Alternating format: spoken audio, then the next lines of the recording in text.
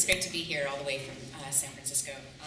I work on Central Market Street, which if you've been to San Francisco is kind of smack in the middle of the city.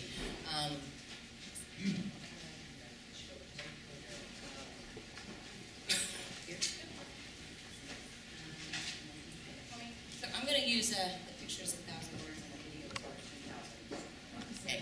This is done by a group called Urban Street Films. And they're working on a documentary on all of the work that has been done in the Central Market area, and I just wanted to show a little bit of this because I think it gives kind of a good perspective to the street. It used to be that 6th Market was the coolest place.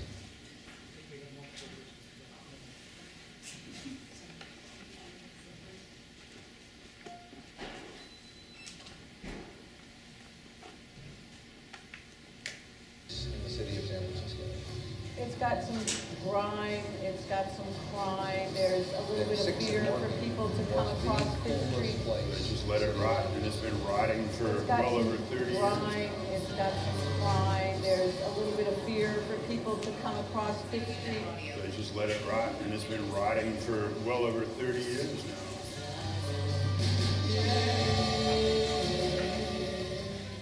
May 13, 1922, Woodward Theater opened with 5,000 seats on this court, and legal alcohol being sold basement. This was the coolest place to be in the city. Every building was a theater. They had enormous marquees that went out all the way to the street. In 1966, the city of San Francisco began planning Mark. They decided every theater to take off its marquee. The year after that, Market started turning up Market Street. So for the next 10 years, Market Street was pretty much an 80-foot deep trench. A lot of businesses started dying off. So I'm going to mute it because I'm putting a double audio and that's a little weird. I'm going to let the images kind of speak for themselves. So Central Market is an amazing opportunity, but it also hosts a lot of challenges. And so in the 2010, we started this massive planning process called the Central Market Partnership Economic Strategy. And what we did is we did focus groups and we did all of this research and we realized it's not just one city agency that was going to be able to do this. So beyond just, I work in the Office of Economic Development, we brought in planning, we brought in the health department, we brought in arts organizations and our local partners with CBDs. It's a massive amount of investment that's needed in buildings. We also realize that there are some social issues with the blighted vacancies and the empty kind of public use spaces that we really needed to look at. So that's our mayor presenting the strategy there. That's Larry, who started Burning Man. I'm just going to kind of narrate because this will end in a minute and then I'll go to my slides. That's my mom Sandy, who couldn't be here today and is very jealous. So as we started this economic strategy, we realized that the work was so big and that we really needed to engage not only the arts community and the local CBDs, we have 3 of them, that community benefit districts that form around the Market Street area, but we also created legislation. This little tiny tech company called Twitter was in San Francisco and they wanted to leave, and we wanted to keep them there, and so we created a payroll tax legislation to incentivize them to stay in the neighborhood. As we did that, we realized that it was an opportunity to help a lot of other companies too grow.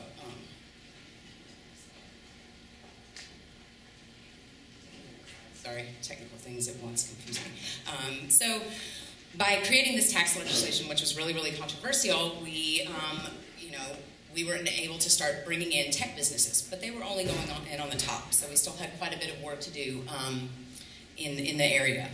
And so like I'm kind of backwards in now because I got to things. So we started in 2010, and these were kind of all of our partners, and it was more than just looking at the physical landscapes and how to bring in the economic vitality. We are also doing a huge physical overhaul, starting the planning process is happening now called Better Market Street, where they're going to repave. And so we decided to start the economic work before we started the physical work because they have to kind of happen at the same time.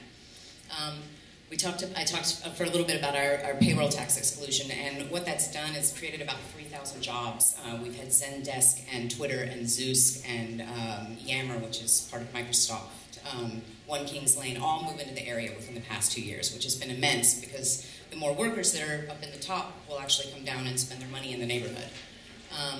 So this is a little bit about the San Francisco overall. I think it's about 800,000 residents in San Francisco and 38,000 in the Central Market area. 61% of those are male and with incomes less than $15,000. So it speaks to the single residency occupancy prevalence of housing in the neighborhood, which creates a challenge. It's a lot of disabled vets. It's a lot of people that are perceived as being homeless. There's a lot of mental and substance abuse issues in the neighborhood. So it's a challenging area to create a vibrant commercial corridor when you have some of the surrounding demographics, create a bit of a challenge. This is kind of where all the stars are. That's the kind of frames the Central Market area, so you can see the concentration of affordable housing down there. So we have all these pipeline developments. We've got about 10 cranes up and around Market Street right now building massive things. Twitter at the bottom took over the top 2 floors of a very underutilized building. We have a massive infrastructure project happening right at UN Plaza, which is kind of a civic area in the middle of San Francisco. And when we started this project, we had 50% of our offices were vacant and 30% of our ground floor retail. I believe that number's dropped to 20, and our in the storefront retail, and the offices have dropped to about 35% in the past year. So it goes to show that the payroll tax legislation, which internally in the city of San Francisco was not well received by a lot of people, but it gave us an opportunity to create jobs and bring in people. So the poor building conditions are something that was massive, and we realized that we needed to tap into the arts community to kind of get those guys in there. We also used things like facade programs and tenant improvement grants that were administered by our office in order to kind of bring people in too, and that's been helpful. The nonprofits and the arts have been key. We've had Burning Man come into the neighborhood. They've got their office space there. We're hoping that they'll get a permanent building in the neighborhood and have a sculpture area. We've got a lot of other arts organizations that we're trying to incentivize with help with finding real estate to come in, to give them facade and tenant improvement money. And so far, we've had a flux of them coming in. But it's more than just the influx of arts organizations that can change things.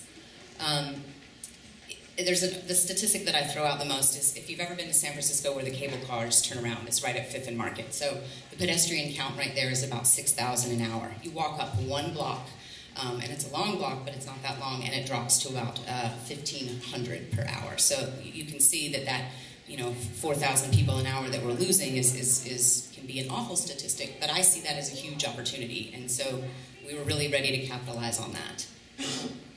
So connecting the arts, that's been a big part of our strategy. We just had ACT, Americans Conservatory Theater, buy a second building. They've already got 2 theater areas, and they're investing massively, and we're able to help them a little bit with new market tax credits, which is a great way to incentivize arts groups when they can actually get money back from the city on the buildings that they're investing in. Our CBDs have been amazing partners. We've got community benefit districts. We also have a lot of nonprofit partners in the area that have been really, really key. We've got Community Housing Partnership. We have a group called Hospitality House that runs a drop-in center for the homeless where they do art every day. So it's actually been kind of a really unique partnership for them that we can address the social service needs, but it also has an artistic component. Our guiding principles are many, but it's to try and promote a healthy community corridor that's not just for the tech workers or the visitors that come in from out of state or out of town, but also for the people that live there, because it has a lot of neighborhoods and a lot of families in the neighborhood. So we started in our economic strategy, which is available online, but I didn't bring it because it's a 120-page document, with these 6 objectives. And so the first one was to activate the public realm. We've got a couple of big plazas. This one is right at the 5th and Powell station. And then this is the corner of UN Plaza, which is a very underutilized public space. But we wanted to engage them. So one of the first things that we did was we brought in food trucks. And that was a great way. I don't know if they're as popular out here as they are in California, but food trucks. We have a farmer's market that's been in one of our plazas for years, but we got them to add another day because we realized on the day that the farmer's market is in this plaza, it's great. The day that there's nothing there, it's not so great. So I'm going to breeze through because I have 1 minute.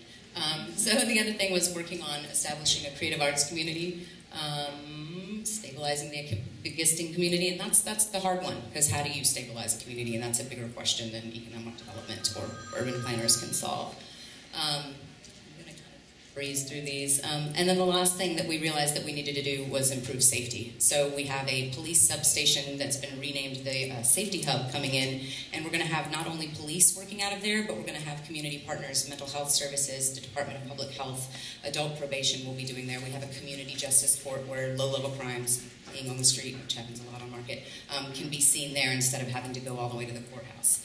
So we still have a lot of work to do in the Central Market neighborhood, and I hope the next time you come to San Francisco, you'll be able to walk down it and feel the vibrancy of it. And thank you very much.